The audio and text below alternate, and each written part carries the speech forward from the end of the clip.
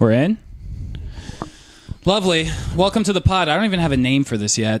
I'm here with my boy. Oh, wow. My boy, Zach Vandegrift. If I get lucky, maybe it could be the Dylan and Zach pod. Oh, shit. Yeah. You like that chair? I do like the chair. That's very... dude, I was searching for many different chairs. It's a good fit. It's a good small size. Is it expensive?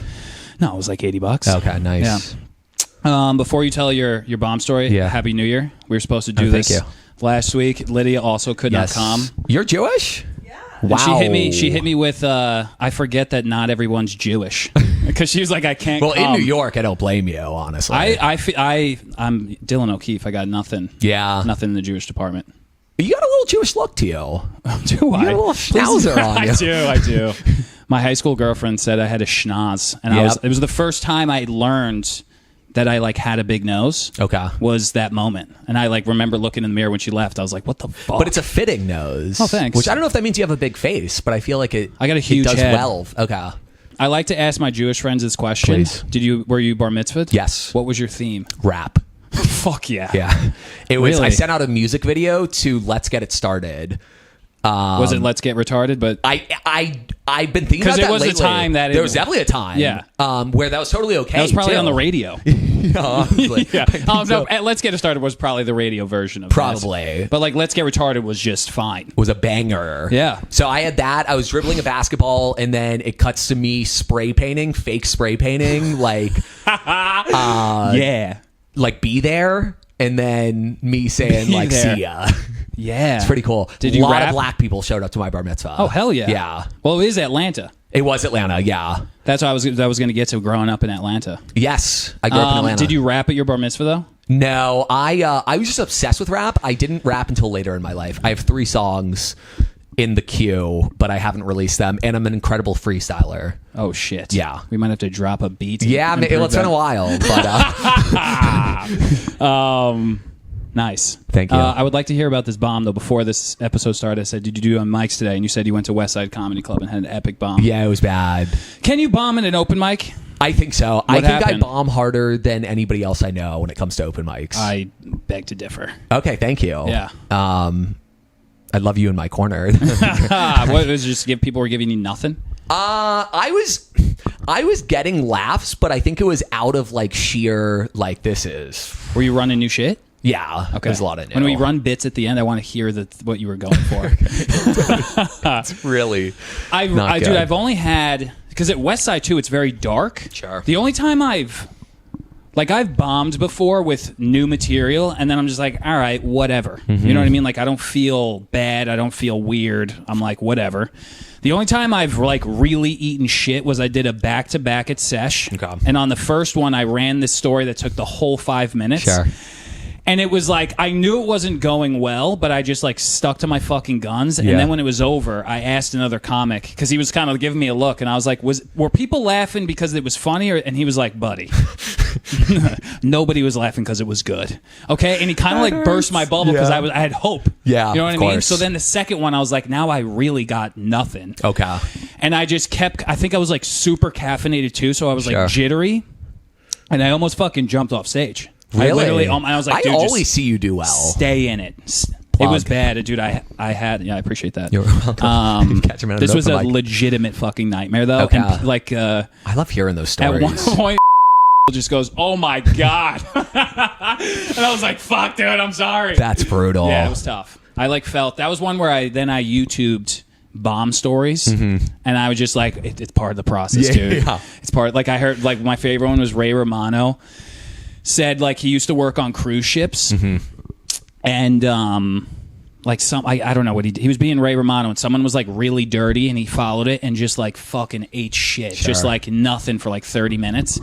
I was thinking about that the other day of how there are some headliners and feature acts that people, not Ray Romano, but people will go to a club just because they're oh, I want to see comedy. They don't know who the guy is. And then he's not good, nor is he their style. And it's just 45, 50 minutes of literally eating shit. That has to happen. Happens all the time. Which is part insane. Of the game. It's part of the game, dude. Yeah. It's part of the fucking game.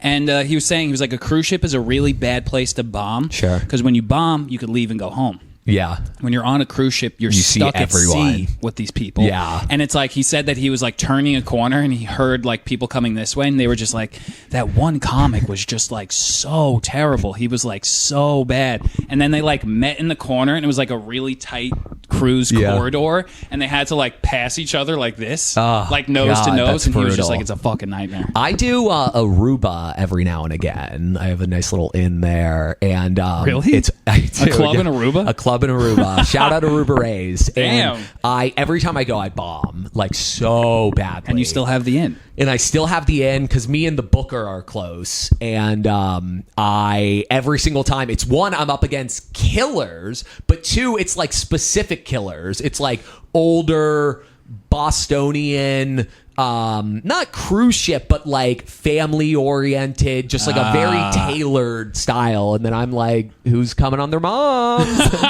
And it's bad. I had one guy who was like, that's amazing. You stick to your guns. Yeah. Well, you don't have a rotation of just like, I'm giving him these jokes.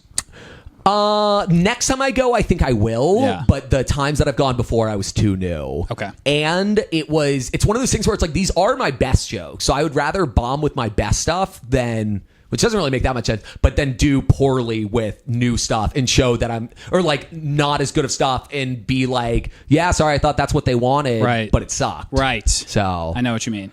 I did that in Harlem. Did I ever tell you about that gig? No, please. Dude, from the Buddha Festival, I won a spot at Nice. Comedy in Harlem. Second place, by the way. Thank you. It's pretty big. Second Yes, place. thank That you. was fun. That's where I met you. Yeah. At a different one. We met at the Buddha Fest. At the Buddha, At the semis, yeah. I win this spot, and I was like, is this a prize or a punishment? Right? Because it's Comedy in Harlem. I'm like, this is my first time doing like the black room, right? So I go and do an open mic there. The first time I go up, I'm like the sixth comic up, and I'm like the only white dude in the room. Wait, it's an open mic? I went to an open mic just to get prep. comfortable in the space. Sure. I was like, let me just get comfortable. Smart. I go up and I riff for like fucking 3 minutes about being like the white guy in the room. And it's like they're loving it. Sure. I do a couple jokes. I get out of there and I'm like, dude, you're going to fucking nail this shit. So then I also do some research. I go on their Instagram and like there was a video and it was like, yo, where my Puerto Ricans at? Make some noise. Where my Dominicans at? Make some noise. Where my black people at? Make some noise. So I was like, okay, it's a diverse crowd. Sure. There's Puerto Ricans there. I'm 1/4 Puerto Rican. Oh, hello. So I write all these jokes about being a quarter Puerto Rican. I show up to the gig. There's not one fucking Puerto Rican. There's not Why one were they saying Latino person. It was from a video of another show. Oh, for whatever reason, there wasn't one Latino person in the crowd. It was all black people over the age of 55 years old. And I was like, I am so fucked right now. I was doing 12 minutes. Oof. I was like, that's a long time. Yeah, you can And then feel the guy that. goes, who are you? And I was like, Dylan O'Keefe. Like I like won this. And he's like, oh yeah, I heard you were. All right, you can go up first. And I was like, fucking Jesus Christ, dude. So the host goes up, does like 15 minutes of straight. Is that the guy that said, who are you? Okay. 15 minutes of crowd work. Is he black? He's black, and he's destroying. Sure. And he's just going around the room. He's doing crowd work, and he's got them lit as fuck. As soon as I hit the stage, I was like, I just felt. What was your opener? My opener you was want to hear Puerto Rican? What was my opener? I think it was the wedding. I talked about weddings. Okay. I think I talked about my own wedding. Yeah. Dude, I do like the Spain story, Daddy's back. Sure. And they were like, nope. And I was like, dude, if that punchline didn't work, dude, also the lights were on. Okay. So it was like I could see everybody, Yeah, which didn't that's help. tough. The microphone wasn't loud. I felt like I was giving a speech in a cafeteria. And nobody wanted me to be there. No, that sounds brutal. So then I go to And they're honest too. They're very honest. The blacks. 12 minutes is a very long time. I switched to crowd work. I'm like, okay, I got some levity here. I kind of was like, I could read what's fucking happening here. Let me talk to the crowd a little bit. I go into my first joke that was about like being sober at a bachelor party about strip clubs. And when I hit the punchline, I heard someone in the back go, ooh, child, no. And I was like, oh, I'm fucked. Yeah, that's tough. And then I made it to my time, and then I got the fuck out of there. Okay. I've never run out of a club before. Lights on. That's crazy. Lights were on. And the lights are apparently so you could always see the audience on. members? Yeah, I could see them. Okay. I could see them all looking at me Racist. like, who is this fucking loser? It was tough. That is tough. I'm sorry for that. But then my next gig was in Long Beach, and I had the best time ever. Yeah. Oh, that's fantastic. And then I was like, all the resistance I felt from that fucking bomb, I was like, now I'm smooth sailing over here. There's too many highs and too many lows in this biz, and at this level, it's like there's a lot more lows than highs right now. So many more lows. Yeah. That's why I was like doing the mic and I was doing new because I was like, I'm a god. I'm so good. I've been getting decent shows lately, and I've been doing new there, and I've just been ripping. And I'm like, this is how I need to just do everything. I need to write on stage, and then I just had nothing, and I was like, I should see. quit. That's what writing on stage gets you. When you just hit to a fucking dead end, and you're like, "Oh, I'm officially out of shit." Yes, that's when that's the bomb I know well. I know that bomb. It's well. a hurtful bomb. I do want to ask you this: your opening joke is always about being a bouncer. No, not anymore. But it was. It was. Is Yeah. that was based in truth? That was based in truth. What fucking idiot hired you to be a bouncer? I knew, it was pretty crazy. I literally applied to be a bartender, and they said no, but you can be a bouncer. Where was it? It was in Atlanta. Okay. What was it a bar, a club? It was a bar.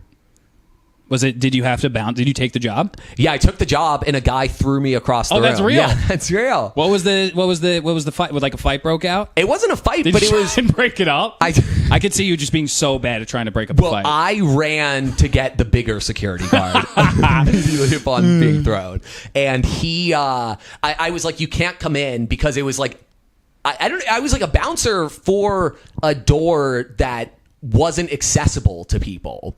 So I was just there to say, you can't come in here. You were the kitchen. Essentially, yeah. And I was you were manning the kitchen. I was really having a fun time, and then I would always get in trouble because I would be like talking to people, and I was like, well, you can't be on your phone, you can't talk to people, you can't do anything. And I'm like, if they can't come in, why can't I just talk to them? And so then I got fired. But all of that being said, I wasn't letting this guy in after I told him after he came out, like, hey, you won't be able to enter through here. It's like, yeah, I got you. Right. Tries to get back in. I say no.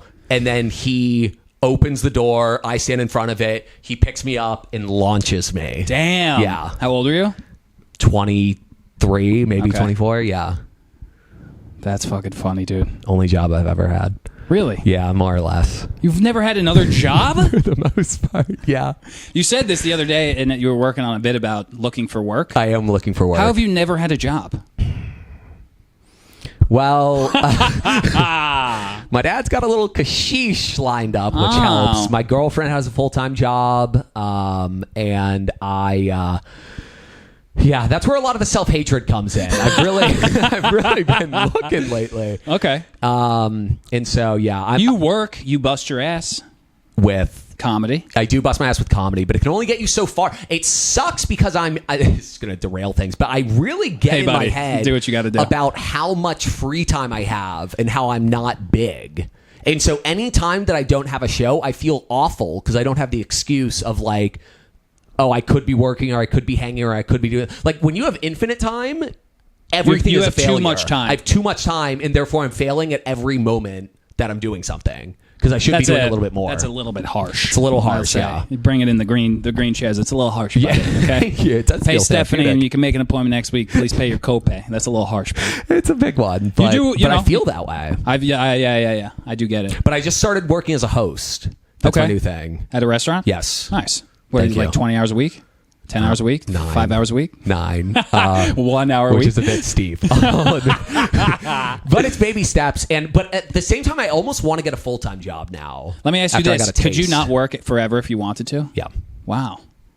Thank you. Dude, but fucking don't work. Don't work. Just don't work. I want to put a poll up if I should work. But like it's... Why? Well, I've lived my life up to this point being like I shouldn't work. There's no point in it because it would just be a waste. It would literally get in the way of doing comedy. Right.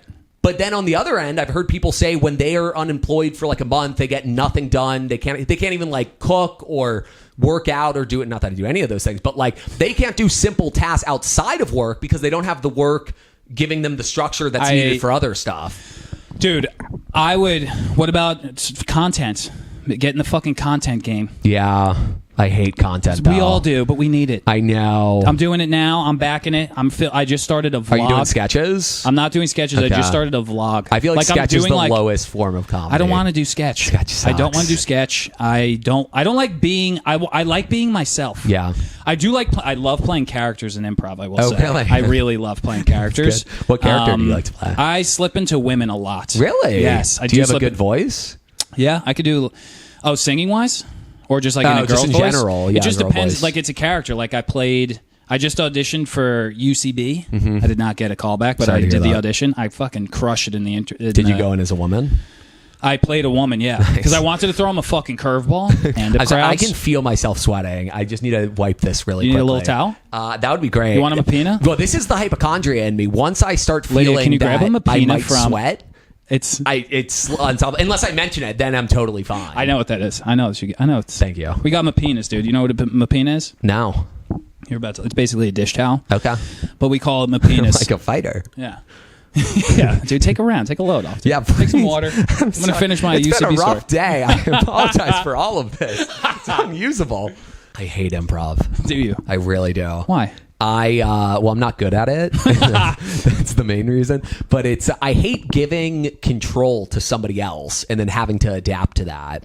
And then what'd you say? That can be a fucking nightmare. Yeah. That could be a nightmare. And I've taken a class once and I just hated it. Hated the people, hated the instructor, hated the lessons. Well, lesson like levels 1 and 2, it's a lot of like zip zap zop, but also like, why are you taking improv? And they're like, I am a lawyer and I'm just really nervous all the time and I want to like learn how to loosen up. And I was like, she's gonna be fun to improvise with. Yeah.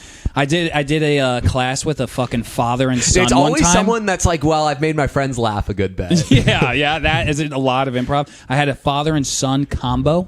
They were father and son. Interesting. And the father would come out and do like sex bits. Okay. And everyone would just be like, yo, this is crazy. And I was in a scene with him one time in a supermarket and he literally randomly pulled a gun on me like Michael Scott in The Office. Okay, yeah. He literally did that. And it was like, it's not like he knew that scene. Sure. You know what I mean? This is like an old man literally just being Michael Scott. And I was like, this is kind of funny now. What did his son do? His son was pretty funny. Okay. He was like 17 years old, though. Interesting. Yeah. Did he force his son to do it? You couldn't fucking pay me to do an improv class with my father. That sounds brutal. What's your dad like?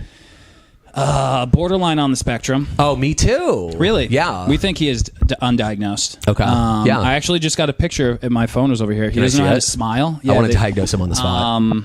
He doesn't know how to smile. He smiles like this. If you're like, all right, smile, he's like, it's crazy. Well, you're a handsome chap, though. Oh, thank you. You're I think welcome. it comes from my Puerto Rican side. I was those hot Latino. Expecting more of a reciprocation there, but you're I'm sorry, were we hitting not each that other? I deserved That's it, my but fault. just because you were like, oh, thank you. It sounded like you were extending it. The green chairs, we don't give them out too easy here. Oh, okay, that's good to know. I'll hit you when you least expect it. Next time you go down, I'll pick you up with a hot good one. on camera, but come to a show. I'm quite flattering to see. You're great on stage. Oh, thank you. You are great on stage. I really appreciate all that. this low self-esteem, self-hatred stuff. I was going to ask you, are you a therapy guy? Yeah. Yeah, you go to therapy actively? Mm-hmm. You like it? No. Sometimes I do, but most of the time I feel like I'm just wasting money, which is not mine, but still wasted nonetheless. What am I fucking looking for here? Oh, my parents went to the, here you go. Bad radio. They went to the Stephen Colbert. Oh, wow. That's an oddest if I've ever seen one. Yeah, baby, come on. He just looks very... Is he from the Midwest? No, he's from Queens. Really? Yeah, Wow. born and raised in Flushing. Interesting. He's just a weird cat. He has a very weird family. Is that your mom's back? No. Okay. I think my mom took the picture. Oh, nice. Yeah, just for the camera. There you go.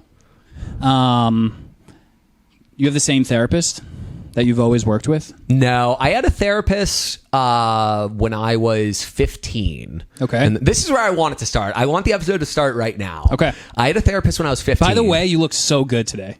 In what way? Like how attractive you are. Oh, thank you. I was calling that back for you because you wanted to... God damn it. Okay, take two. Take two. I started therapy when I was 15. Dude, by the way, you look so good right now. Oh my God, thank you so much. You're welcome. I just threw this on. Wow, that's amazing. I actually almost always wear white and black, but I thought, let me spice it up for the camera today. You look fantastic. I actually started to get anxiety throwing this on because I'm like, I don't wear colors. And so I feel like I'm trying to be somebody that I'm not. Even though when I'm wearing the white and black, I feel like I'm tailoring myself to be somebody who right. I don't have to be. So you started therapy at 15, huh? I started therapy at 15. And it was needed. I have like really obsessive thoughts. Okay. And which has been happening for a while now. And so when I was in 7th grade, I had an obsessive thought about one of my best friends that he was trying to get with a girl that I really liked. Okay. And I had no basis for this other than the fact that they rode the same bus. So I was like, if you don't love her, why do you live close to her? And that's okay. It's a pretty good. That's a pretty good call thought. Out. Thank you. That's a pretty good one. I see it. And he had no counter for it, so I was like, okay, so there is something there. Right. And they would ride the bus. I would text him every day, who are you sitting next to? I was very shameless in how much I wanted to know if there was something there, and I couldn't stop thinking about it. I mean, I destroyed my social life just to figure this out. It was all consuming. And then I started seeing a therapist a few years later, not even because of that, but that, gave rise to suspicion. And then I had, a little bit of a tough relation with the stepmom. Okay. And then the parents were like, okay, you got to do something about this. So then I started seeing a therapist. That was all fine and dandy. Then I took an edible when I was 18, lost my mind. I mean, absolutely went ballistic. I was with my girlfriend at the time. We both started freaking out. To calm us down, she said, let's have sex. I couldn't. Oh, I was saying this maybe I wasn't. Was this your virginity story? No. Okay. First time I was 15. But second off, thank you. I used to be a king back in the day, but now I'm a mere peasant. What came first, virginity or therapy? They both were at 15. Probably therapy. Did you bang your therapist, you fucking dog? No, he was good. Yeah, nice. He was really good. That's what I was paying extra for. But he was a nice guy. But I took an edible, couldn't get hard, freaked out about that. But I was also, the reason why I couldn't get hard is because I was obsessing about this guy, not the best friend, but this other guy. And just like he ignored me one day, and I really couldn't get out of my mind. And then I just really lost it for several months. That was the only thing I thought about for. Damn. Yeah. Quite literally 98% of my day was thinking about that. Thinking about the guy that negged you? Thinking about the guy that negged me, and then the fact that I couldn't get hard while I was thinking about him. And then those two things just propelled me into a state of chaos for years to come currely. Okay. Yeah. What? And here we are. And now we're here. Yeah, more at or my less. apartment. I just catapulted. We skipped so many years. Here we are, flaccid and obsessing. Oh my gosh. Yeah, but then you went to. It's really you eventually got years. over it. No. Well, yes, but it's been replaced with just a different obsession. What's your obsession now? I can't say. Okay, that's fine. But I want to say. You could not say if you want. Okay. And my penis right next to you if you got to wipe some sweat.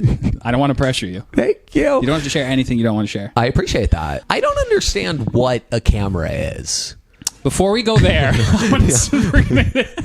before we go there. And I think that's why I can't get hard, honestly.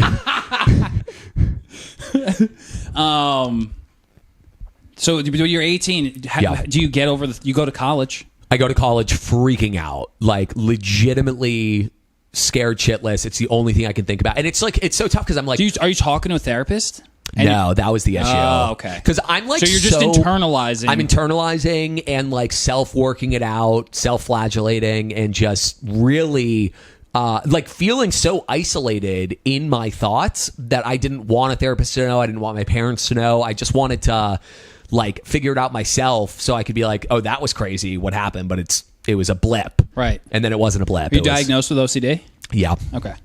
Which who knows what that actually means, because you can't truly take a test for it. It's just your word of saying. Listen, I don't want to put happening. words in your mouth, buddy, but we thought about the same thing for just months at a time. Yeah, no, it's very real. Well, I was self-diagnosed for a long time. I'm no psychologist, but it kind of sounds like OCD, pal. Which is pretty funny because I'm a hypochondriac. I love you with all my heart.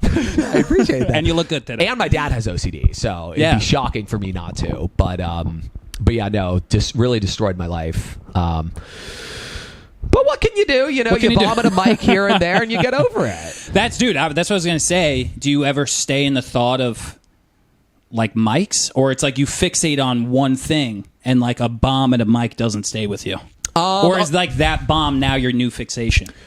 Usually it's just I stay with one thing, and a lot of the time that I will bomb, not always, but often it's because I was thinking about something that's getting in my head. So I'm not present and I'm like very robotic and very whatever. And then I hate that feeling. It's such a shitty feeling. I hate that feeling of just saying the words. I hate, and it's like but that's also like, I feel like almost like a protection thing for myself, because I'm like, you guys aren't really liking me right now, so I'm just going to tell the fucking jokes, and like hopefully that laugh opens up a door again that I could poke my body through. Well, and if I do poorly because of that, I have the excuse of, well, I wasn't present. How could I have done well? So interesting. That's a big thing in my life. But yeah, I don't think about the bombs. I definitely take a bomb to heart for like a day, but then I won't obsess about it beyond the day. But like for that day, it really affects me. Nice. Yeah. Do you take meds for OCD? I just started. Oh, wow. Yeah. Congrats. Mazel. Thank you. It's fine. Yeah. Did you ever take Adderall? Yeah, I take Concerta every day. Oh, okay. Does that help? I don't know. Dude, Help with what? You? I think it strengthens and weakens me. Okay. But it's tough because like I don't have a job, so I feel like it's like misplaced focus. I know what you mean. Oh. Not sure who that is. My therapist. I used to take Vyvanse in grad school. I took Vyvanse for a little bit. Took Adderall in college, but just like bought for my friends. Like we all do, right? Sure. We all do that. And then when I went to grad school, I was like, there's no way I'm going to grad school without my own prescription. I need that. So then I went to, my mom was like, if you're getting tested for that, you're going to a real neurologist. Okay. And I was like, all right, fine. So I go to this fucking neurologist and I take the ADD tests, and they like put like, it's like a brain scan. But then they also do like a fucking like attention span thing. You may have done this before, where it's like you're sitting in front of a computer for like 30 minutes and like colors pop up with like the word in it, and you're supposed to like hit the space bar. There's a moment, it's like when if it's going to be like green and then a green color and then the word green, and then it would be like red with like the word blue, and when it's green when it matches up, you hit the space bar. So I'm like locked in, and I'm just like fucking blue, and I'm like fucking yellow, and then I realize I'm like, oh, this is an attention thing. I gotta miss a few of these. You know, I'm trying to get fucking. I'm trying to get drugged. You know what I mean? I'm like, I gotta miss. So I just started like missing a bunch, and I just was like, I'm gonna do a full minute when I don't hit anything. Right. And then the woman comes in. She's like, "You really seem to have struggled with that, huh?" I was like, "Yeah, it was so hard. Like I couldn't." And she's like, "I was just like, I just couldn't focus." Yeah. And then I got fucking Vyvanse. Wow. Took it all through grad school. Started my clinical rotations in my last year, so it's just working. Sure. And I was like, I don't want to fucking rely on this when I'm working in the real world. Like, I don't want this shit. You know what I mean? Because Vyvanse would make me fucking nuts, dude. And I would crash so hard at the end of the day. Yep. So I went off Vyvanse for months, and I was like feeling good. Then I had to take my board exam, which is like the hardest fucking test of your life kind of thing. And I don't know how you ever studied, but I was I'm going to never go to class and just figure everything out. Give me 24 hours and all the material and some fucking Vyvanse, and I will get a fucking 95. Like, that's just how I rolled. Where'd you go to college? University of Delaware undergrad, and then the College of Staten Island for grad school, go. Baby. CUNY system. College of Staten Island Dolphins. Okay. You ever see a dolphin on Staten Island? I really wanted to. I thought you were going to nail that. Dude, you're so good at improv. I've never tried to make a dolphin. I want that. I was about to do it, but I was like, I know it's not going to come out. Can I hear yours?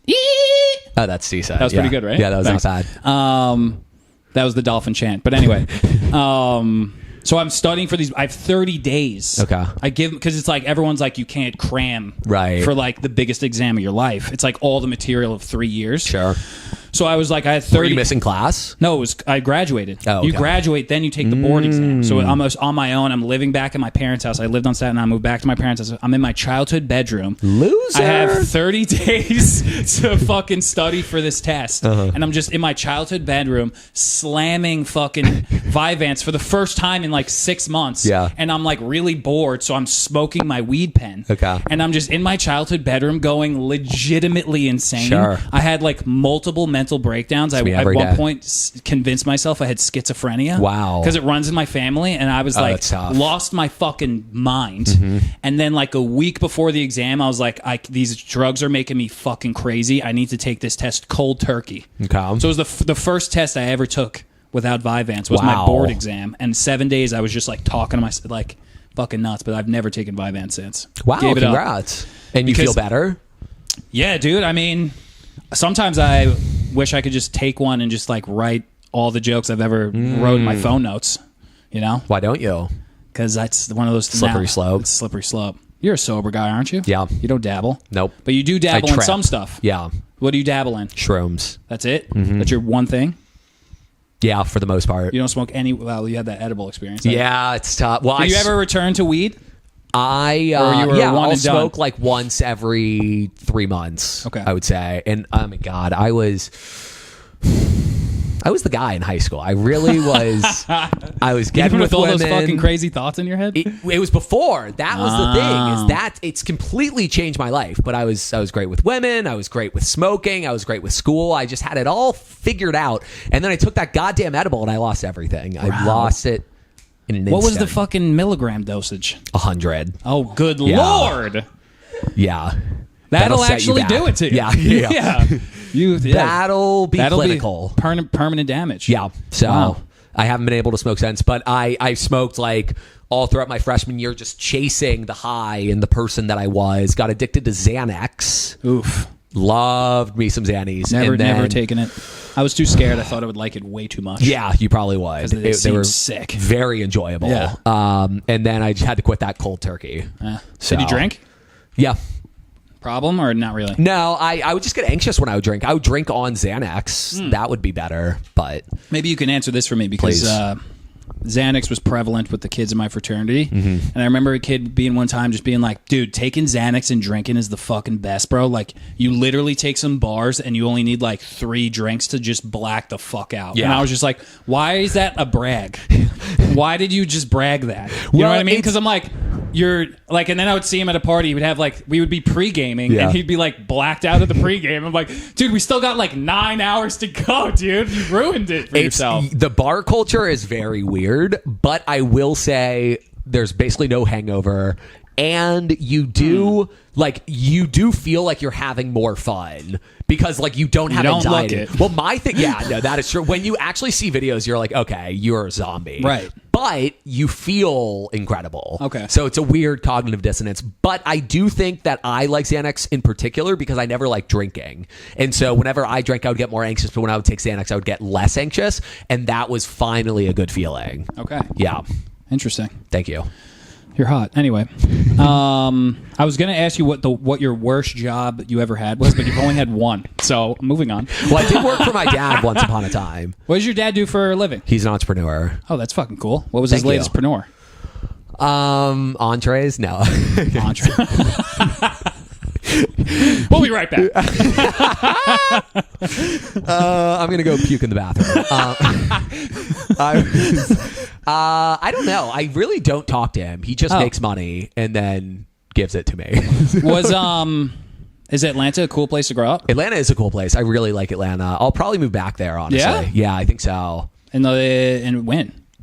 They have a comedy next month, scene? Maybe. Just I need to get out of here. Really? I don't know. I just the thing is that the better I get here, the more angry I become with where I'm at in the scene.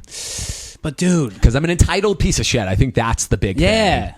You don't work, you entitled piece of shit. I know. That's what I'm saying. Grind it out. I know. You're going up. I'm going up, but I'm like, if I was anywhere else, I'd be in such a good place. But here, you're just eating shit at Mike's all the time, and then you're, not getting proper stage time. I don't know where would be the next. It's the grass is always greener, isn't it? The grass is obviously always greener. Atlanta would be nice, even though it would feel weird going back. But Chicago, maybe. Austin, maybe. And Nashville, maybe. Those are my big 3 that Nashville. I'm They got a comedy scene? Okay, fine. Austin and Chicago. Maybe Boston, though. Let me ask you this. How long you been a comic now? 2.5 years. What do you want? Super Bowl? I want the world. I really do. Stay in it.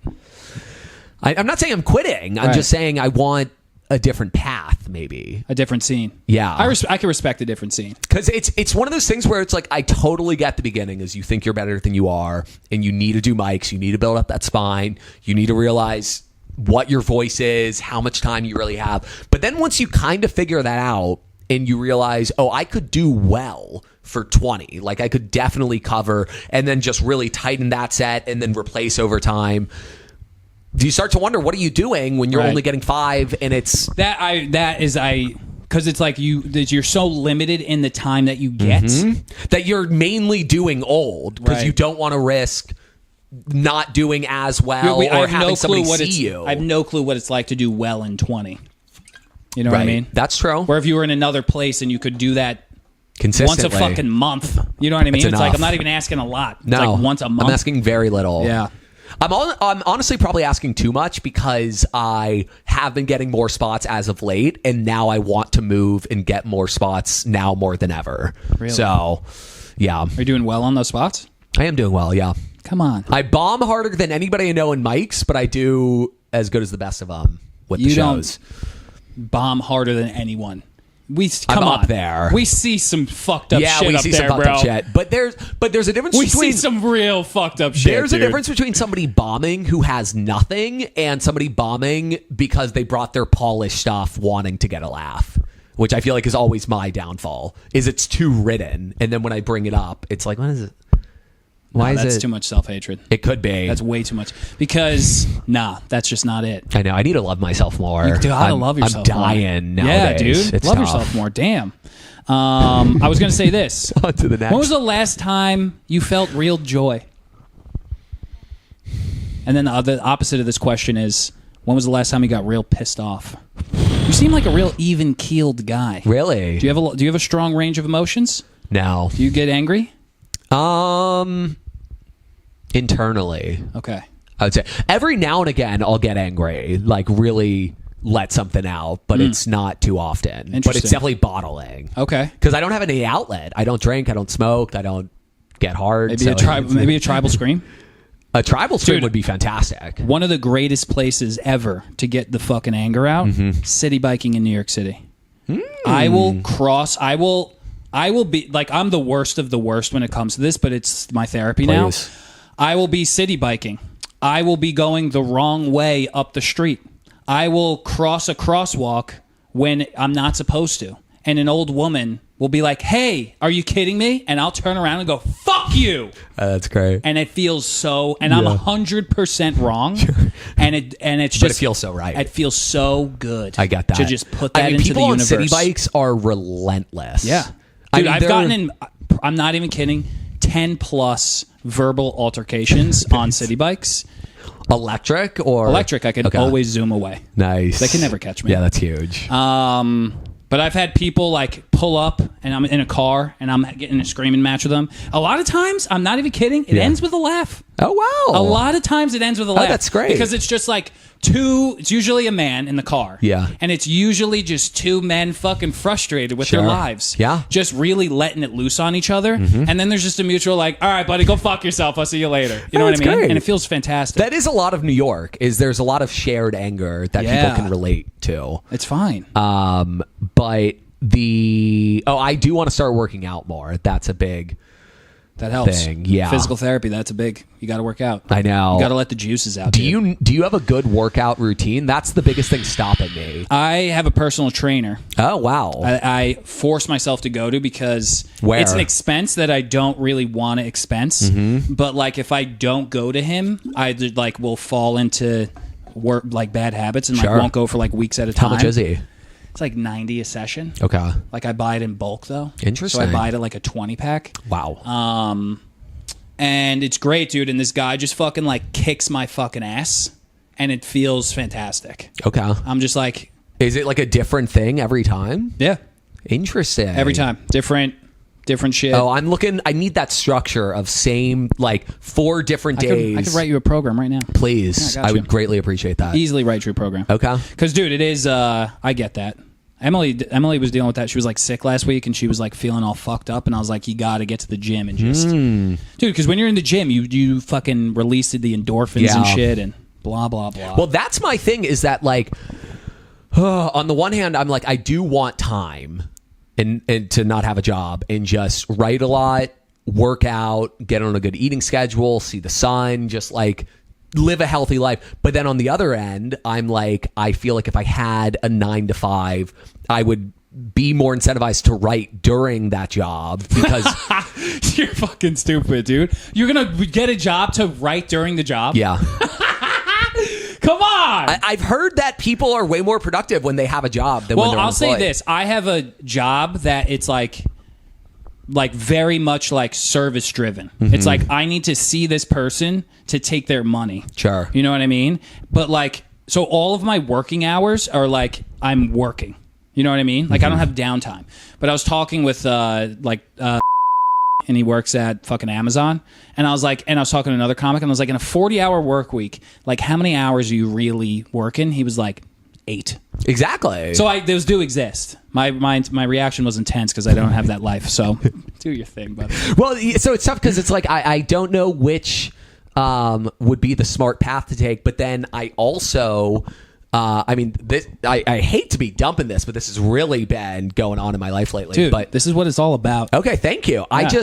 I don't know if that would be a fool's errand because then I'm, waking up earlier and I'm miserable for 8 hours a day, which, wouldn't be too drastic of a change. But like, I don't know what to do. But at least I'm miserable and I'm like watching TV or something. I'm not. Do you stay in your apartment then?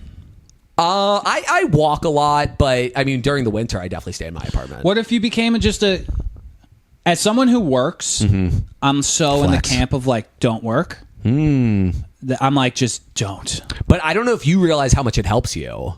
I could see that. Okay. I can see that. Yeah.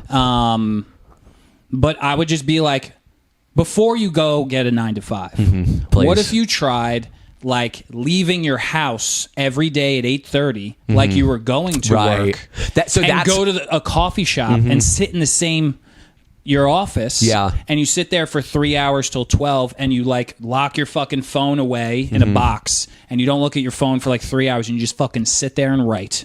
And then at 12 to 1, you go get some lunch, and you go for a walk in the park. Then you go to your next spot, and you sit there till 4. Then you go run some mics. The issue is I'm obsessed with chess. So that, okay, that can get in the way of things. What would be harder to give up, my friend? Please. Concerta or chess? Chess. Really? Yeah. Damn, really? It'd be harder to give up chess? I think so. Really? How many chess games you play a day? Well, I have a time limit on it now, so I can only play 4. Oh, okay. Yeah. How much is that? How much time is that in a day? 20 minutes. 20 minutes a pop? No, 40 minutes, sorry. In total? In total. Keep playing chess. Yeah, it's not bad. But okay, then I have to watch chess videos. Let me put that in the schedule. That's what gets me. What is it? I have to watch chess videos. It's a compulsion. Okay, what's harder to give up, chess or chess videos? Like learning strategy? Well, not really learning strategy, but watching previous games of like grandmasters. And thinking that I'm I don't know what to do with that one, buddy. Excuse me. All of this being said, I have something in my nose. Do you need a tissue? Do you mind if I... No problem. And we're back. We're back. Oh, wow. So I don't know what to do with the jobs. But then 2, and this is, I think, the bigger concern with my life right now, which I don't consciously feel, but somebody pointed out to me recently. I have no financial sovereignty or independence, and therefore... Thank you for dumbing that down for me. I saw you calculating. The root is rain. Appreciate you. I'm surrounded by books, but it's Harry Potter, dude. It's a 7th grade reading level. I can't read. That's a big... We're going to get to that, but you got to finish. And so I feel like it really... Like, one, I have no incentive to get a job because I'm taken care of. Right. Because, like, why would I work? I'm making more money than if I got a shitty job right now. Right. But I also feel guilty about all the money that I do spend because none of it's mine. And then I also have no sense of, like, pride and, I don't want to say self-worth, but, like, nothing that I have is mine, technically. Sure. Which is a very jarring thing. Yeah. I get that. And so a part of me wants a job also so I can just have the not the confidence, but like the assurance that like anything that I have is mine. But then in addition to that, I also would feel like a human. Because right now I'm kind of a slave, a very rich slave, but like a slave nonetheless. And so I just feel like it's very hard to like to navigate through life when your life is kind of planned out via somebody else. And well, it's not planned out. It's just paid for by somebody else. It's paid for, and everything that I do, it doesn't have to go through my dad, but it's essentially like I'm only doing something because I know he's okay with it. I'm like literally a child.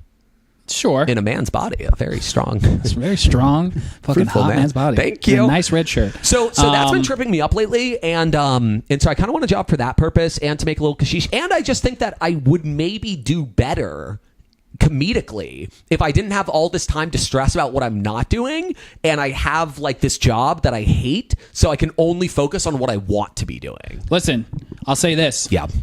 I would always be in the camp of don't work, but it sounds like it sounds like you got your mind made up. A little bit. It's getting there. So fucking do it. But I just started hosting. Oh, so you got it. And you want to quit? Well, I'm a day in. So wait, what? I'm a day in. How was your first shift, buddy? It was training. Oh, okay. So you're just like seating people in a restaurant? Yeah, more or less.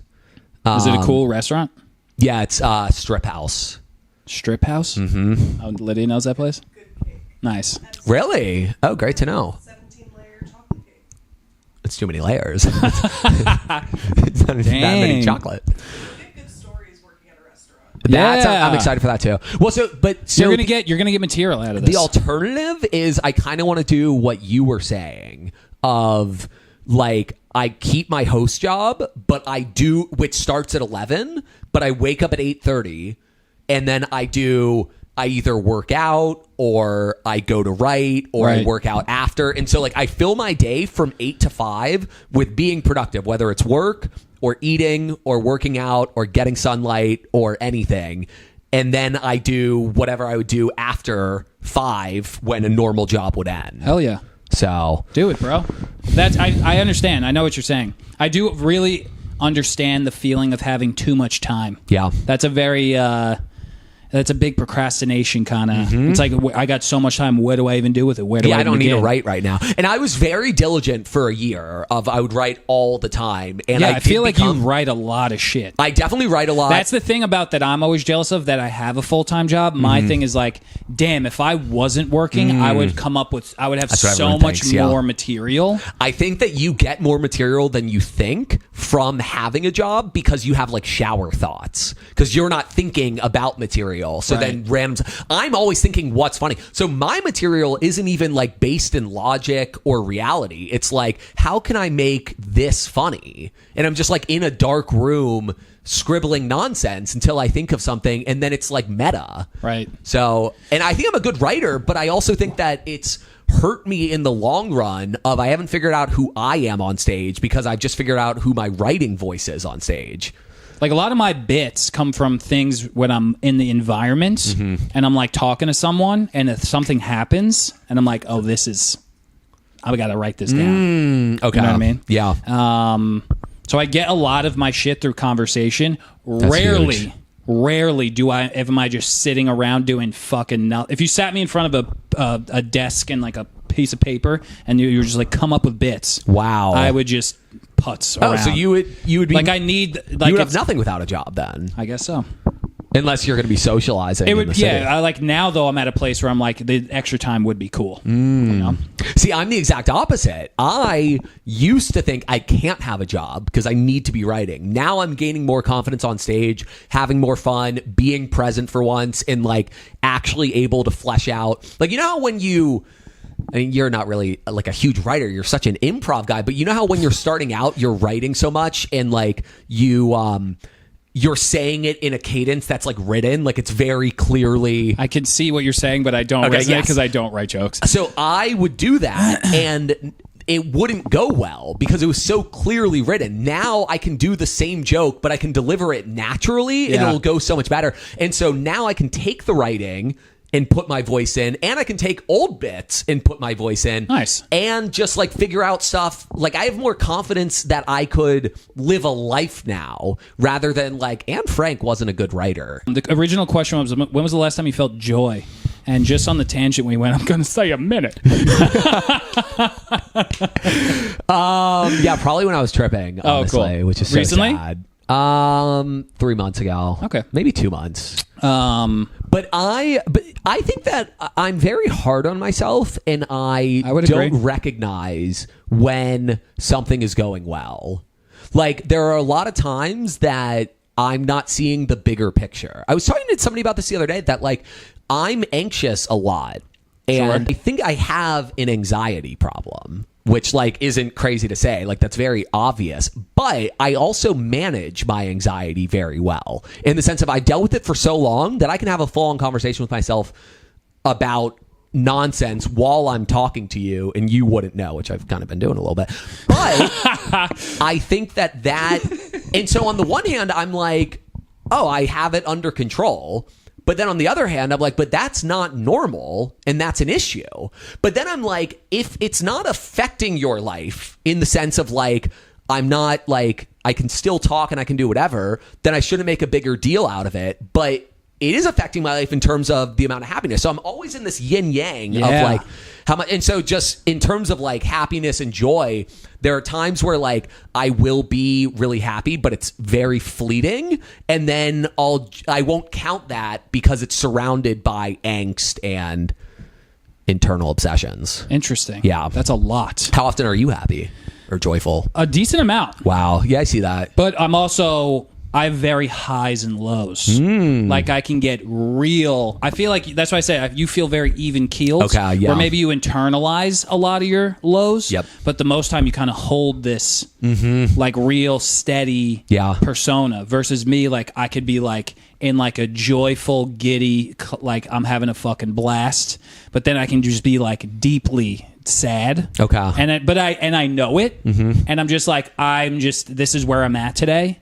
And I'm just going to fucking keep trucking along. And I know tomorrow's a new day. Oh, that's great. But I'm a big... I fear for tomorrow. No, I'm a big, like, just get me to tomorrow. I'll be fine. Because Emily, my wife, is a very bubbly person. So sometimes she'll be like, you're really in a mood right now. And I'm just like, she's like, why can't you just be happy? And like right now. Yeah. And I'm just like, I'm just like, it's just where I'm at right now. Yeah. Like, I need the day. Is it a thought or is it a feeling? It is, It's a full body feeling. It is not a thought. Okay. It is not a thought. It's a full body feeling. Mine starts with a thought, then it becomes a feeling. Yeah, probably it starts with a thought. But it's based in like not being where I want to be potentially in life. But then it always comes back down to like, well, the only way you can get to that place, buddy, is just keep going. So just shut the fuck up. I know. Like I'm a big dude. Emily thinks I'm a psychopath because I have this like 52-hour Spotify playlist. I didn't make it. It existed already. It would be psychotic if I made this.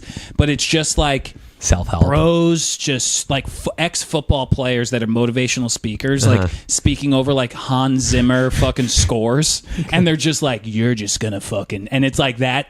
And I will just go to the gym and just listen to that on fucking repeat. Oh, nice. And it just snaps me out of it. Because it's like, it's so easy to fall into those traps. But I'm like, literally I'm like, and then I do like a gratitude thing, and I'm like, dude, look how far you've come. You know, it's like you always want to do stand up, you're too pussy to go do it. Look, you're doing it now. Look, you're crushing. Look, you've killed before. Look, you've done all the things. Yeah. So just fucking keep going. Dude, I'll say this is a very nice compliment I'm about to give you. There's a few people in the open mic world that I'm like, if you just keep going, you're gonna get somewhere, and you're one of them. Oh, thank you. I really appreciate that. I genuinely feel that. There's Who people, else do you feel that? We'll bleep it. Sure. I'm like, if this kid just keeps going, he'll make it. Yeah. Who else is there? It's a short list. Oh, nice. No, I'm kidding. That's even better. He's just... I actually talked to him about this before. I was talking to him about just like being... Like we're always... Because he started posting clips and stuff, and I was telling him, I was like, I could just fucking be a piece of shit to myself sometimes, and then I'm just like, dude, like... It was never really the fame that you were chasing. It was really just like going on stage and killing. You know, the feeling that I was chasing, like fame would be cool and I want to get fucking paid. Like that's obviously what I'm going for. But like I've gone on stage in front of over 100 people and like made them have a really fucking good time several times. Yeah. And I'm like, you did the thing. You just have to keep doing the thing, and you'll get somewhere. You know what I mean? Yeah, that's a good point. That's kind of my mindset of just like you've killed as like I maybe could figure out ways to kill even fucking harder. Like I've been to the Stand before on the Saturday night show and like been sitting in the crowd and like knows what that feels like, and I'm like, I know I've given this feeling to other people before, and that's like the main stage. You know what I mean? I've also seen one of the hardest fucking kills I've ever seen. I saw Shane Gillis did a pop-in at the Stand, and then oh god, what's his fucking name? The short, bald, like 50-year-old Jack dude. Oh, Aaron Berg. Aaron Berg came in and just started doing crowd work, and it was the funniest fucking shit I have ever... Like, people were like... He just didn't stop. And I was like, this is a different level. He cracks me up. Yeah, it was a different level of killing. So then I was like, oh, okay. I'm like, nowhere... But he is truly in the exception column as well. Like, even...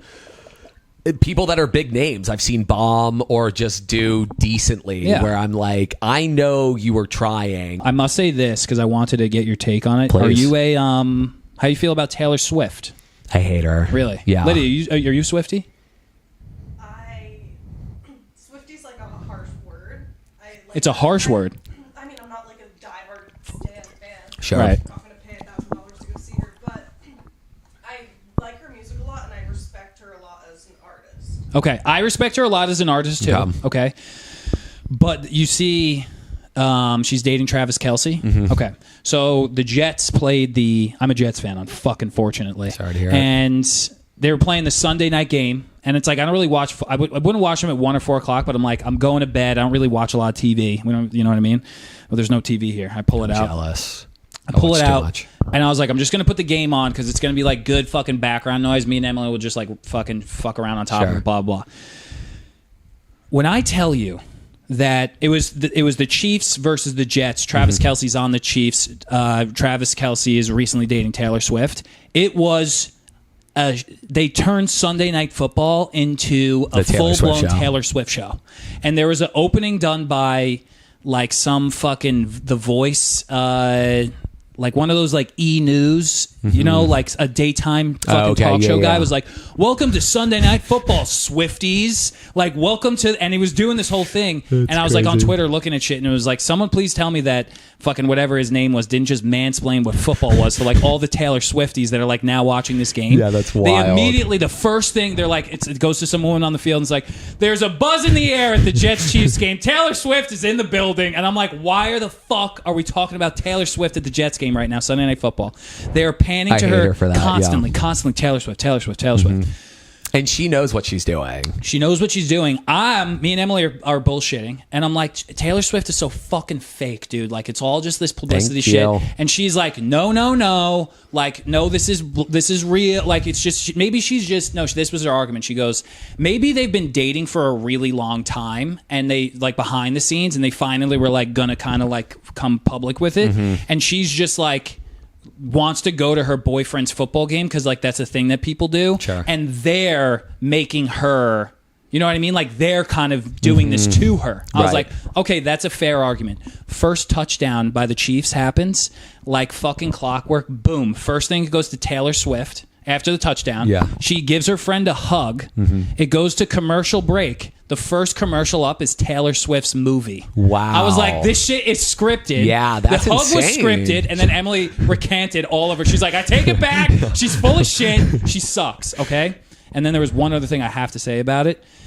They're like, the commentators are like football guys. They're used to talking football shit. In the middle of the game, in the middle of the fucking game, we're in the third quarter now. We're still talking about Taylor Swift. Chris Collingsworth, who's one of the announcers, just goes, you know, it's great to see Taylor Swift at the game. I know we've been talking about her, but like I saw one of the greatest images I have ever seen recently. You know, Taylor Swift, she always has to drive in like bulletproof cars, and she's big about privacy. But her and Travis Kelce left the game last week from Kansas City, leaving in a convertible. Isn't that just one of the most beautiful things you've ever seen? I'm like, what the fuck that's are we insane. talking about right now? I love celebrity culture. You do? Yeah, I really do. In an ironic way?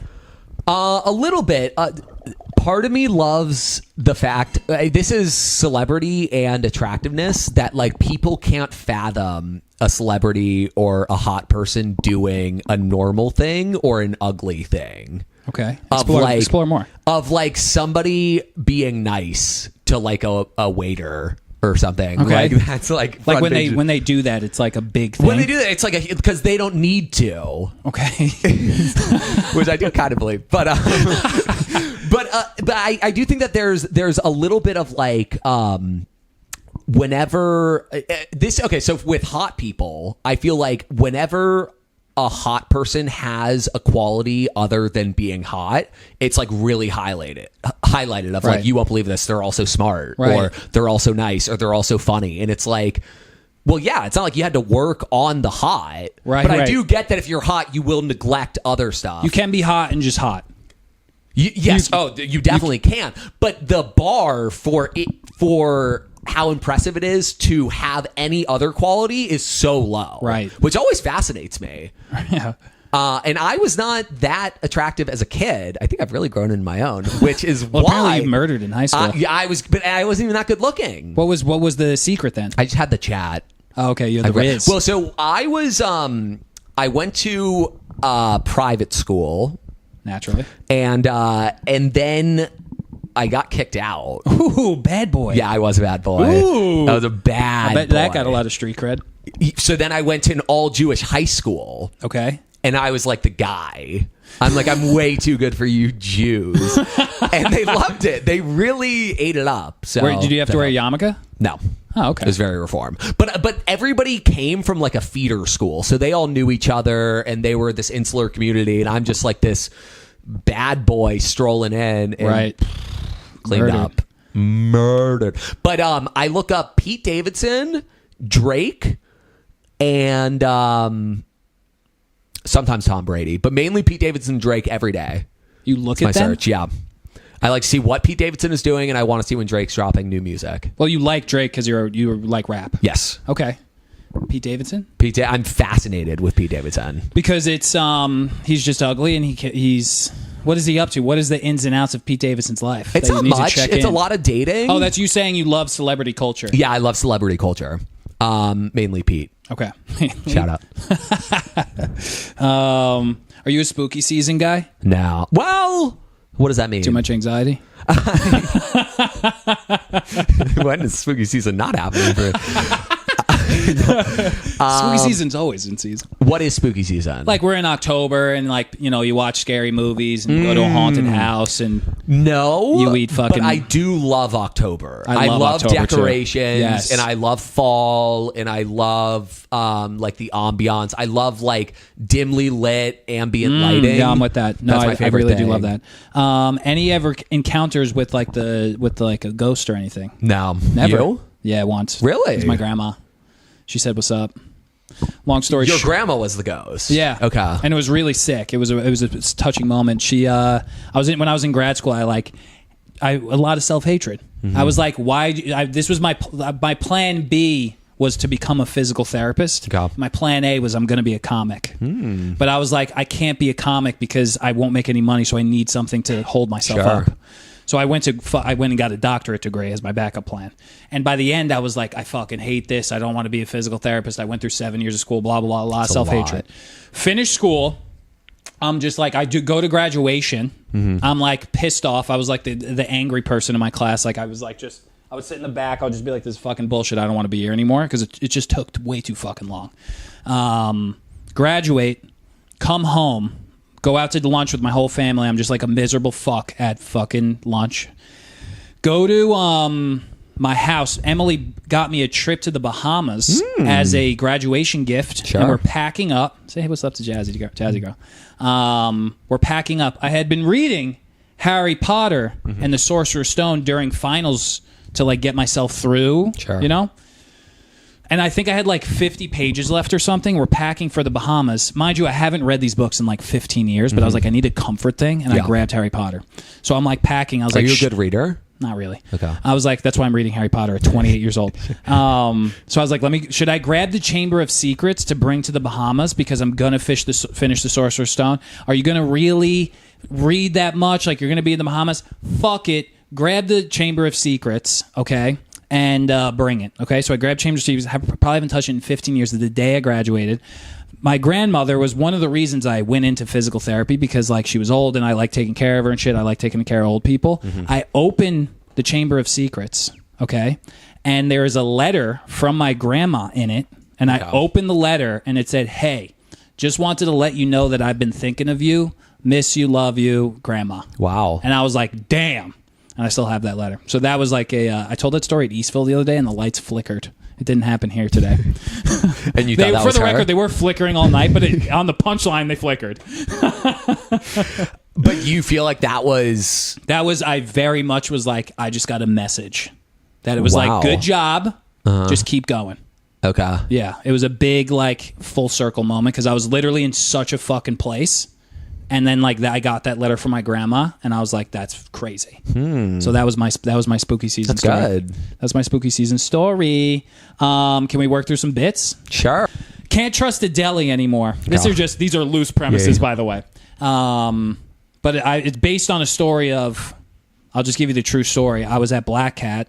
Didn't get called in the first round, so I was like, I'm going to go get a fucking sandwich. There's only one deli close. And everything else is further away, and it had weird reviews. It was like a 3.2 on Google, and I was like, fuck it, I'm in a pinch, I'm doing it. So I go, and I walk into this deli, and it reeks of weed. Like, so bad. Okay. And there's a guy behind the counter, and I'm like, "Hey, bro, can you make a sandwich?" And he looked at me like I must be fucking dumb as shit to order a sandwich. He's like, "Yeah, we can do a sandwich." And he's like, "You don't want weed though?" And I like the premise is like, the joke is like, delis are just like weed dealers now, and they don't even serve as delis anymore. Like the bodega in New York City is like compromised. You know what I mean? Where he was like, he made this, and I had a vicious stomach ache, and I was like, why did I eat that sandwich? It's funny. Something there? Yeah, I think there's definitely something there. I mean, I don't know how much I'm associating bodegas with like weed shops, but if that is true, then that's very funny. Well, that's the thing. It's like you can't trust the deli anymore, because it's like some you go in and it's a bodega and it's good shit, but the other you go into like what you look is a fucking deli and it's just a weed dealer. Okay. You got a bit? Any bits? Do you want to work on yours a little bit? Oh yeah. I mean, that was ready for MSG, dude. What are you talking about? No, that is funny though. That can't trust the deli. It's all It's like I'm trying to get a sandwich, and now it's just a weed dealer. And the deli's guy is like, "I'm not a sandwich maker. I'm a drug dealer." But I'm like, "But you're standing in front of the bologna." Right. You know what I mean? That's right. Well, that's interesting. I feel like that's more of a bit than what you usually do. You're more of a story guy. I'm trying to get more bits. Oh, okay. Wow. Because I'm trying to get more stories. See? Yeah. I'm trying to get way more bits. Okay. Because I am a story guy. And I'm just like... I think you're good at stories, too. Thank you. I appreciate that. You're great at bits. Thank you. See, I reciprocated that time. I'm learning. The only way through is through. Dude, you're going to think of that shit now. I will. I don't even know what else. See, this is where I run out. Now I'm just like, cool, that has legs. Yeah. And now I'm just like, going to go riff on stage. And just suffer with that for 2 months, and in 2 months I'll have the rest of it. Wow. I never see you suffering. Maybe one time. You throw that my way, but I think it's maybe not suffering. Yeah. But I do poorly. Okay. You know? I've seen you do poorly once. When was it? Sesh. Yeah. Which, I think it was at a back-to-back. I think so. It was recently. I remember. Sadly, I don't have much more on that. Yeah, I don't have it want either. to. That's fine. I think it's finished, dude. What do you got? Okay. I think there's no more because it's killed into the ground. There's nothing left. I do think it's probably close to being done. Sure. Honestly. Like the foundation is definitely there. It's got legs. Okay, I got 3 things for you. Fuck yeah. So the first thing is I lose things all the time. And I hate this joke because it never works, but I like the idea of if you were to watch me in my place, it would look like I like looking for my things more than I like having them. I like that. Thank you. And so and my girlfriend always knows where all of my things are. So I'm starting to think she might be the one hiding them. This is okay. And I kind of want to kill her, but I don't know where the knives are. So that's the first part. The second part is she never locks the door when she leaves.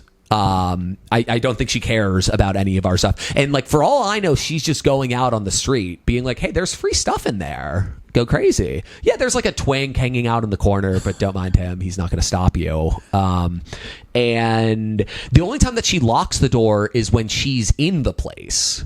So she's afraid that she's the stuff that's going to get taken. So whenever she's over, I'm just texting my friends like, hey, there's a free person here. Trying to protect myself.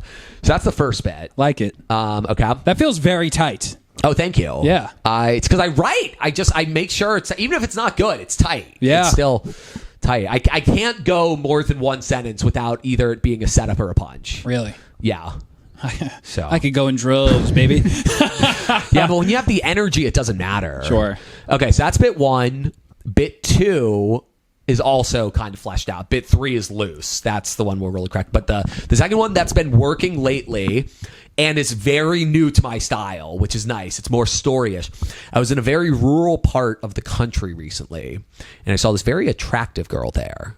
And my first thought was, oh no, she's been kidnapped. Because I'm like, if you're super hot, you need to be in the big city doing hot girl things, like getting free drinks and pretending to care about minorities. And I feel like it's disrespectful to have like a super hot wife and be like, you know who needs to see this? Poughkeepsie. And I feel like the converse is true too. Every time I'm in the city and I see an ugly person, I'm like, no, you got to get to the countryside with the tall grass and the plains hidden from society. So I mixed up the order, but it's supposed to be in the plains with the tall grass. But yeah, that's rock solid. Okay, thank you. Wow, that's rock solid. I really like that bit because it's so bitty to me. Like that's so not. Oh really? No, but it's like it's like the waves of it. It's just it's a beautiful flow. Okay, thank you. It's interesting you said that it's not your usual style. I think it's less so than my other. I'm sure that it's still infused, but I the wrote origin that. was a story. Well, the origin was me writing on stage and me just like talking this thing out that I didn't write before. I wrote loosely beforehand, but I was like, I'm not going to go on stage and be like, I have to say this followed by this. Right. I was like, this is the idea that hot people need to be in big cities, ugly people don't. Yeah. So it's great. Oh, thank you. That's lovely. Appreciate that. Give me that loose shit now. Oh yeah. Okay. So the loose stuff is I feel like I have like a big secret in my life, and I'm like jealous of like back in the day, people used to be closeted, and they would just like feel like they couldn't be themselves because they were secretly gay. Right. And I feel like I'm closeted, but I'm not gay, so I can't do anything about it. Because you can't just suck a dick if you're not gay, because that's not going to solve anything. So that's the first part. The second part is I don't know exactly what the thing is, but I know I'm hiding something from others. And even myself, I don't know what, but I'm like excited to find out whatever I am. And I said that at a mic the other day, and this guy came up to me after, and he was like, I really like that bit about the gay, not gay. I think that the closeted thing that you're struggling with is the fact that you have all this money. And I said, that is funny, because I do think that being rich is the new gay. Of like, no one wants to admit that they're rich. And they kind of hide it, and and gay people are rich, and rich people are kind of gay sometimes. But like, I think that there's like shame in being rich nowadays, or maybe not rich, but coming from money. Yeah. No. So being born wealthy, there's a shame in that. Being born gay, there used to be a shame in that. Hence why they were closeted. And so nowadays I think that the joke is that, one, I'm trying to make that parallel as funny as possible. But then two, I also think that like I really do feel this thing that's inside of me that I feel shameful of, but I don't know what it is. And maybe I should keep it as like, I don't know, but I'm excited to find out. Or it would be funny if I'm like, and then I had an epiphany, I have money. So what's the truth though? I don't know. I legitimately don't know. Oh, you don't resonate? Because my brain was like, it's because of the money. Oh, interesting. My brain. Wow. Okay. Very much so. I mean, the theme of this ep. Yeah. If there's anything, if I didn't know you then, I know you now. And I'm like, that feels like, and you're like, because when it's like, I don't know what the secret is, that's like, you're teasing, like I'm distracted. You know just what want I mean? me to say I'm rich. I just want you to say the thing. Oh, okay, I don't, gotcha. I don't want if it is, that's what it is. Mm-hmm. I don't care that you're rich. Mm-hmm. I don't care. It's like, but I want you to say the thing. That's like an improv thing where people are kind of like just like dancing around. It's like, oh, I won't tell you what it is though, and it's like, no, say the fucking thing now. Say it, okay? Because it's like I'm as the listener, I'm like, no, I'm not gonna laugh. I mean, you maybe write a joke about, but it's like you're writing a joke about I don't know. You know what I mean? Right, yeah, okay. It's a stronger thing if it's like, no, I fucking know how I feel. It's this thing. What do you think about that? For a long time, I didn't want it to be, but it is. You know what I mean? Right. Yeah, like for a long time, I was denying. I didn't know what it was, but then I went on my friend's podcast. Thank you for helping me work through it, by the way. Hey, what the fuck? What do you think? Like, do you think that could be funny? Yeah, if it's a reveal of... I think that's a really interesting thought and premise I've never heard of before that I think very much rings true.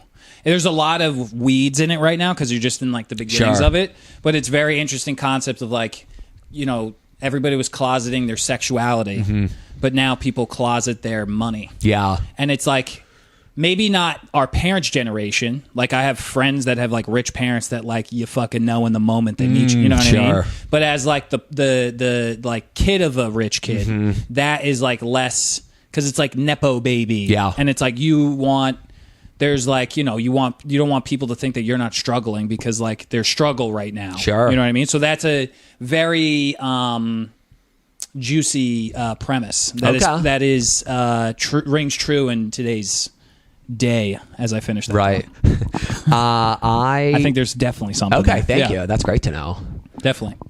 Do you want to call it or what do you want? I want one more because it's about therapy, and this is just we have time. This is again, I'm a loose cannon when it comes to this stuff.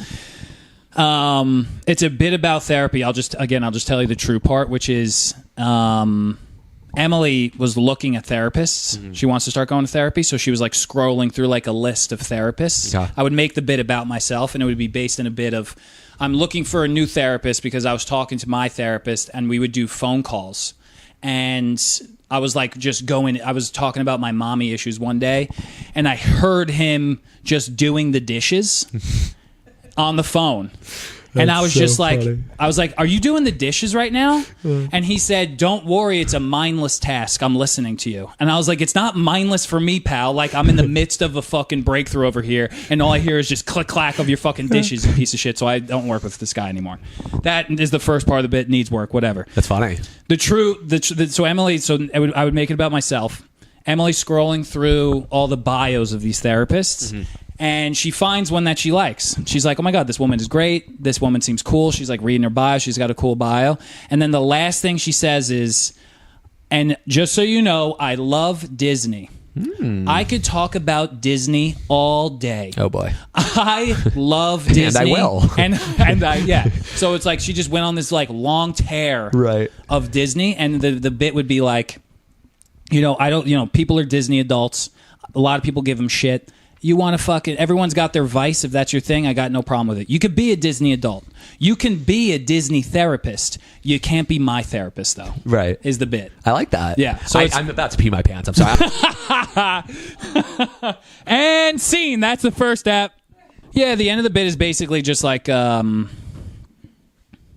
her bio was like, this could be another fucking leg of it, where it was like, if her bio was like, I love sunsets and playing ping pong with my husband and Disney World and happy hour. No, it's fine. But like the emphasis on how much she loves Disney, it's like, you can't be my... Wait, what was the last sentence of the bio? I love Disney. I could talk about Disney all day, which is it's like a therapist shouldn't say that. A therapist shouldn't say they could talk about Disney all day. It's like, we got my problems. We're not talking about Disney all day. I do think, one, that's obviously inherently funny. Right. But you could definitely go through what a therapist session would be like with that as she's trying to put Disney stuff in. Like, that reminds me of real. one time I was watching this movie about this woman who had a stepmom that she hated. That's good. Like, do Disney references. And all of her therapy advice is through the lens of Minnie Mouse. It's like slightly anti-Semitic.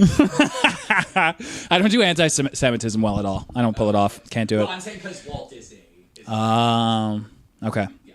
I'll take the first bit. I'll leave the second bit. I appreciate that. That's our app.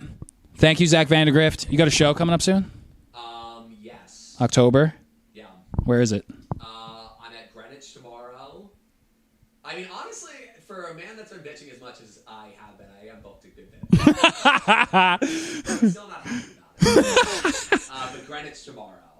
Sweet. Which will be 5 days ago by the time you hear this. Right. But that's... what's the show that you produce? Red Control. That's coming up. I do want to have you on. Oh, thank you. You have the one coming up I saw? October? Plug that, because that's more... That's Saturday, October 7th. Yes. Oh, that's this Saturday. You might still not be able to go to that, so... Yeah, well, no, it was a blast. Peace out.